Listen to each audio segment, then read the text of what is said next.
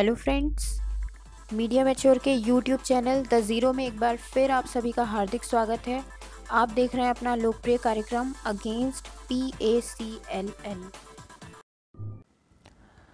तो चलिए साथियों, हमने पिछली बार देखा था कि सेबी ने PACL से जो जो जानकारी मांगी, PACL वो सब जानकारी देने में असमर्थ रहा। यानी जो उसको उचित लगी PACL ने मात्र उतनी ही जानकारी दी, उसका लेना देना नहीं था कि सेबी क्या चाहती है। तो इसके बाद सेबी ने जो है सभी को शो कॉज नोटिस जारी कर दिया 14 जून 2013 को, यानी कि उसके विरुद्ध अपनी ये कार्रवाई शुरू कर दी। एक लेटर भेज दिया 14 जून 2013 को आनंद गुरवंश सिंह को, गुरनाम सिंह को, तरलोचन सिंह, सुखदेव सिंह, निर्मल सिंह भंगू, गुरनाम सिंह, टाइगर जोगिंदर, गुरमीत सिंह, सुब्रत भट्टाचार्य, इन सबको भेज दिया नोटिस। जो भी इनके पास रिकॉर्ड था उसके बेस पर, यानी उसके आधार पर, जो जो रिकॉर्ड इन लोगों ने निकाला पूरा PACL का, उसके आधार पर इन सबको 14 जून 2013 को शो कॉज नोटिस भेज दिया। अब शो कॉज नोटिस समझिए पहले साथियों, होता क्या है। शो कॉज नोटिस का मतलब होता है कि हमने आप पर ये इल्ज़ाम लगाया, अब आप इसको गलत प्रूफ करिए। यानी शो कॉज नोटिस, एक नोटिस जारी किया, अब आप कॉज जो है शो करिए, यानी हमें गलत साबित करिए। कुछ ऐसे तथ्य बताइए, कुछ ऐसे साक्ष्य दीजिए कि हम गलत साबित हो जाएं। तो वैसा ही सेबी ने PACL पे इल्ज़ाम लगाया है कि आपकी जो भी स्कीमें हैं और प्लान हैं वो CIS के अंतर्गत आता है। यानी रियल एस्टेट का लाइसेंस लिया है आपने, लेकिन जो काम आप कर रहे हैं वो CIS के अंतर्गत आ रहा है। तो इसमें क्या है, इन्होंने बोला PACL को, आप कोई भी ऐसा कॉज शो करिए, यानी कोई भी ऐसी वजह बताइए हमको जिससे हम ये माने कि जो आपका काम है वो CIS के अंतर्गत नहीं आता। यानी show cause as to why the schemes of PACL should not be declared as CIS। कुछ वजह दीजिए हमको कि हम आपको CIS ना माने, इसकी वजह तो आपको देनी पड़ेगी। And appropriate action including directions under section 11 and 11B of the SEBI Act read with regulation 65 of the CIS regulation should not be issued against the notices for the एलिज्ड violation. यानी कि जो ये धाराएं ये बता रहे हैं सेबी एक्ट की 11(11)B और रेगुलेशन 65, ये सब जो है इसके अंतर्गत क्या आता है, ऐसी सजाएं आती हैं, कुछ ऐसे टर्म्स आते हैं जो कि एक व्यक्ति के ऊपर चार्ज लग जाती है जब वो CIS का कार्य कर रहा है बिना लाइसेंस के। तो ये सब हम आपके ऊपर ना लगाएं चार्ज, इसके लिए हमें कोई वजह दीजिए। तो बिल्कुल सही है साथियों, सेबी ने तो उनको मौका भी दिया अपनी बात रखने का। ऐसे तुरंत तो बैन नहीं लगा जैसा ये लोग बोलते हैं कि बस बैन कर दिया, बैन कर दिया, मनमानी कर रहे हैं। भाई पूरा पूरा तो मौका दिया ये 13 जून को इन लोगों ने। अब ये शो कॉज नोटिस भेजने के साथ साथ सेबी ने बता दिया कि आपके पास सिर्फ 6 हफ्तों का समय है, यानी मान लीजिए 1.5 महीना, 1.5 महीने का समय दिया कि इसका आप मेरे को जवाब दीजिए। अन्यथा अगर आपने जवाब नहीं दिया तो हम यह मान के चलेंगे कि आपके पास देने को कोई जवाब है ही नहीं, तथा फिर हमें जो भी उचित लगेगी हम वो कार्रवाई करने के लिए स्वतंत्र होंगे। सेबी ने साफ बोल दिया, 1.5 महीने के अंदर अंदर आप सबूत लाओ कि आप CIS का काम नहीं करते हो, रियल एस्टेट का ही काम करते हो, नहीं तो फिर हमको बैन करना है या हमको चार्ज लगाना है, जुर्माना ठोकना है, तुमको जेल में डालना है, जो भी करना है वो हमारे ऊपर है, हम स्वतंत्र रहेंगे। ये लिखा हुआ है यहाँ पर। दे हैड नो एक्सप्लेनेशन, यानी हम ये मान के चलेंगे कि आपके पास कोई भी एक्सप्लेनेशन नहीं है to offer, and that SEBI shall be free to take such action in the manner as it deemed fit on the basis of the material available on record। Record में जो भी हमारे अभी मटेरियल है, जो जो हम साक्ष्य एकत्रित कर चुके हैं, बस इनको ही हम आधार मानकर आगे की कार्रवाई करेंगे। अब इसके बाद जानकारी देने के बजाय PACL ने 21 जून 2013 को एक पत्र भेजा सेबी को और डिमांड यह किया कि जो ये गुरमीत सिंह, सुखदेव सिंह, राजीव गुप्ता और KK बख्शी ने आपके समक्ष जो भी स्टेटमेंट दिया है, बयान दिया है, उसकी मुझे कॉपी चाहिए। यानी ये लोग क्या बोल रहे हैं? अभी इसको इससे मतलब नहीं है कि इसको साबित करना है सीआईएस में आता है काम कि रियल एस्टेट में आता है, ये इसका मतलब उससे नहीं था। ये देखना चाहता था कि इन लोगों ने क्या-क्या बयान दिए हैं, कहीं हमारे विरुद्ध में कुछ ऐसा तो नहीं बोल दिया इन्होंने जो नहीं बताना था। तो डर के मारे इसने सिर्फ़ और सिर्फ़ इनके बयान माँगे। इसके अलावा यहाँ देखिए ध्यान से, ये 34 निवेशकों की बात कर रहा है कि इन्होंने कुछ 34 निवेशकों ने मिलकर पीएसीएल की शिकायत की थी, उनके इसने बयान माँगे हैं। तो बयान यानी कि बयान नहीं, सॉरी, कंप्लेन माँगी है, यानी जो शिकायत की कॉपी इन लोगों ने किसी न किसी ने सेबी को दी होगी, तब तो सेबी का ध्यान गया पीएसीएल के ऊपर। अब किसी भी कंपनी में तो नहीं चला जाता ना, इसकी शिकायत की थी किसी ने, तब जाकर सेबी ने एक्शन लिया ये। तो ये 34 निवेशकों का पता होना भी बहुत आवश्यक है। आखिर ये 34 निवेशक थे कौन? सेबी ने तो आरटीआई में बताने से इनकार कर दिया कि जान को खतरा हो जाएगा, ये हो जाएगा, फलाना-ढिकाना, लेकिन जिसने शिकायत की है, उसकी जान को क्यों खतरा होगा? और जो भी उसको खतरा दे सकता है, वो तो आज की तारीख में ऑन रिकॉर्ड जेल में है।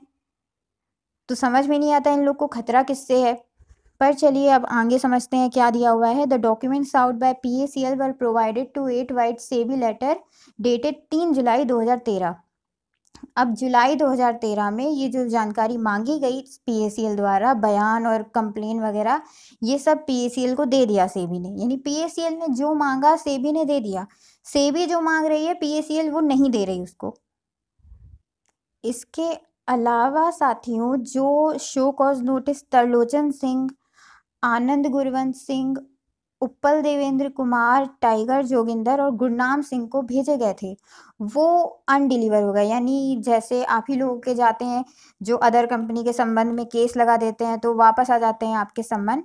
तो वैसे ही ये लोग हो सकता है उस एड्रेस पे ना रहते हों, या बाहर से ही इशारा कर दिए कि नहीं चाहिए हमको, तो पोस्ट मास्टर तो वहीं से निकल जाता है। तो इस प्रकार से वो वापस आ गए सेबी के पास। तो सेबी ने समय नहीं बर्बाद किया, सीधे पीएसीएल को भेज दिया कि ये रहे ये शो कॉज नोटिस, ये तुम इन लोगों को भेज दो। ये 15 जुलाई 2013 की बात है। जो मतलब इसके कहने का मतलब है कि मतलब एक का हमारे पास एड्रेस अवेलेबल है और बाकी 4-5 के एड्रेस अवेलेबल नहीं है। तो हम उधर समय बर्बाद करने से अच्छा जिनके हैं हमारे पास अवेलेबल, उनको ही भेज के बोल दो कि तुम इन सबको भेजो।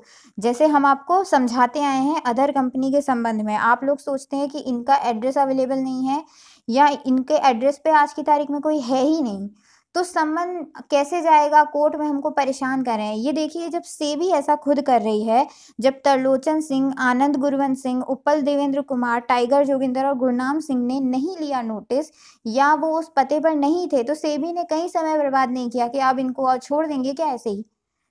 फ्रॉड किया है तो उसकी सज़ा तो मिलेगी ही ना। तो इनके पास पीएसीएल से संपर्क था, तो पीएसीएल को ही भेज दिया कि भाई तुम खुद भेजो इन लोगों को। तो यही रूल अदर कंपनी में भी फॉलो होता है। आपको ये सब चीज़ें समझनी चाहिए।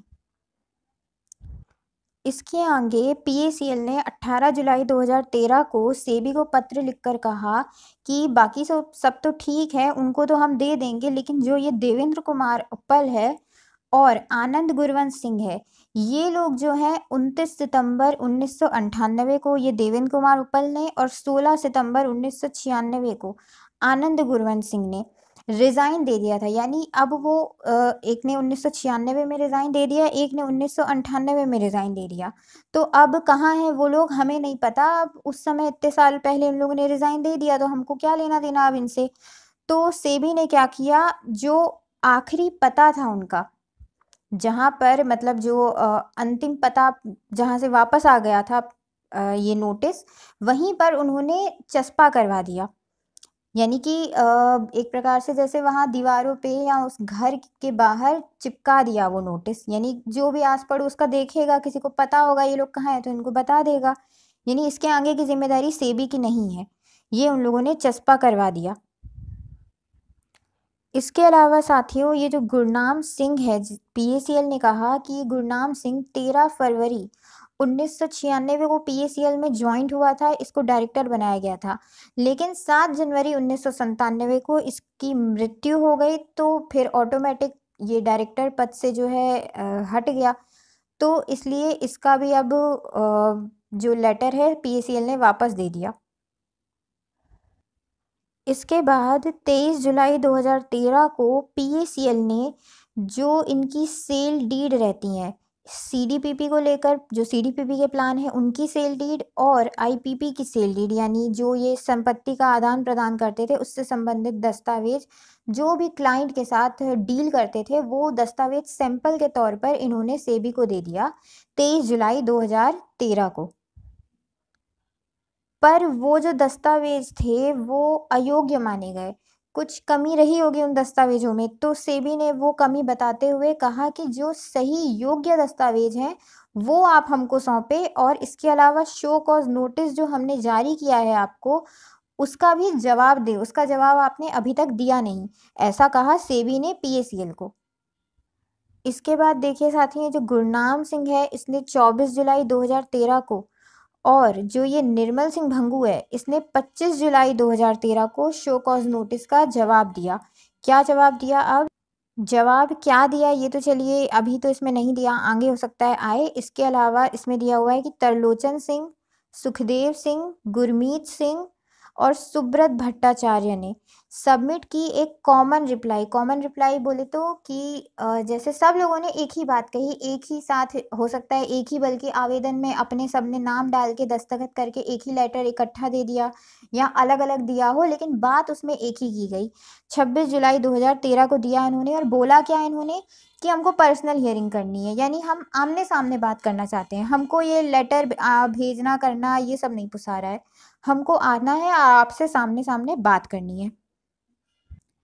इसके अलावा साथियों जो ये आनंद गुरवंत सिंह है इसका शो कॉज नोटिस सीधे इसके पास नहीं गया था, ये पीएसीएल को भेजा था सेबी ने और पीएसीएल ने आनंद गुरवंत सिंह को भेजा।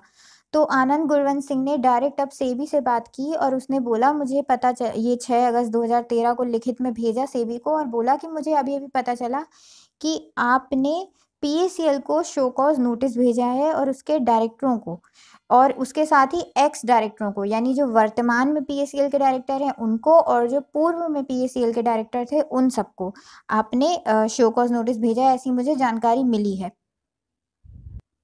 इसके अलावा 14 जून 2013 को जो भी शो कॉज नोटिस जारी किया गया था सेबी द्वारा उसकी इसने एक कॉपी मांगी। हो सकता है पीएसीएल ने इसको पूरा शो कॉज नोटिस ना भेज करके सिर्फ इतना लिख करके भेजा हो कि तुमको जारी हुआ है शो कॉज नोटिस, मांग लो सेबी से, तो इसलिए इसने मांग लिया। अब इसके आगे क्या हुआ, आनंद गुरवंत सिंह ने भी 8 अगस्त 2013 को जब इसको मिल गया शो कॉज नोटिस, इसने रिसिप्ट जारी की कि हाँ मुझे मिल गया है। तो इसके साथ साथ आनंद गुरवंत सिंह ने कहा कि मैं आपको 6 हफ्ते के अंदर अंदर, यानी आज की तारीख, इससे मतलब नहीं है कि सेबी ने कब जारी किया था, इसको रिसीव किस दिन हुआ डायरेक्टर को उधर से टाइम पीरियड शुरू हो जाता है। तो जैसे ही इसने रिसीव कर लिया इसने बोला कि मैं रिसीव कर चुका हूँ और आज से 6 हफ्ते के भीतर भीतर मैं इसका जवाब आपको दे दूंगा। इसके साथ ही इसने भी पर्सनल हियरिंग की मांग की कि मुझे आपके साथ आमने सामने बात करनी है। इस प्रकार साथियों शो कॉज नोटिस सबको जारी हो गया। पीएसीएल जो जो जानकारी नहीं दे पाई या असमर्थ रही देने में उसकी जानकारी प्राप्त करने के लिए इन लोगों ने आमने सामने बातचीत करने का भी फैसला लिया। अब आगे के वीडियो में हम समझेंगे कि पर्सनल हियरिंग जो भी इनके द्वारा की गई उसमें क्या हुआ। इसके अलावा इसी के आगे ये पीएसीएल कस्टमर एसोसिएशन आपको दिख रही होगी, कल के वीडियो में हम इसके बारे में भी समझेंगे कि ये कहाँ से आई, ये क्या है। अगर इसके पूरे ऑर्डर से अगर हमको नहीं भी समझ में आता है तो हम पीएसीएल कस्टमर एसोसिएशन कौन है, कहाँ से आई और इसका क्या दायित्व था इस पूरे मैटर में, ये जानने का पूरा अधिकार है एक निवेशक होने के नाते। तो आप सब लोग चाहें तो सेबी से मांग सकते हैं पीएसीएल कस्टमर एसोसिएशन की पूरी जानकारी और हम भी प्रयास करेंगे कि हमें भी इसकी पूरी जानकारी मिले। फिलहाल के लिए साथियों बहुत बहुत धन्यवाद हमसे जुड़ने के लिए। उम्मीद है इतना जितना हमने आज पढ़ा वो आपको समझ में आया होगा। ज़्यादा तो कुछ नहीं था आज के में, लेकिन इतना ही था कि जब ये दे नहीं पाई तो इसने बार बार बस सबने अलग अलग नोटिस लेटर लिख के बस पर्सनल हियरिंग की बात की, क्योंकि लिखित में इनको देना नहीं है, वहाँ जाके इनको सामने सामने से बात करने का ज़्यादा शौक था। कुल मिला के इन लोगों ने इतना नहीं साबित किया कि ये सीआईएस का काम करते हैं कि रियल एस्टेट का काम करते हैं। क्योंकि सेबी ने तो मात्र इतना ही पूछा ना कि आप कार्य आखिर करते क्या हैं? हमारे हिसाब से आप सीआईएस का काम करते हैं, तो आप साबित करिए। तो साबित तो करने को कुछ है ही नहीं, तो इसलिए तो आमने-सामने मिलना चाहते हैं। 2 टूक बात कर लें, कुछ लेन-देन करने का प्रयास करें। तो इसी उद्देश्य से इन लोगों ने ऐसी प्लानिंग की। आगे हम पढ़ेंगे कि और साथ ही साथ इनमें और इसके आगे क्या-क्या हुआ, आमने-सामने बात किए तो क्या बात हुई, क्या स्टेटमेंट दिया गया और कौन से ऐसे दस्तावेज़ वहाँ दिए गए जिनके बारे में हमें कभी किसी सीनियर ने या किसी संगठन ने नहीं बताया। तो चलिए साथियों, बहुत-बहुत धन्यवाद। जय हिंद, जय भारत।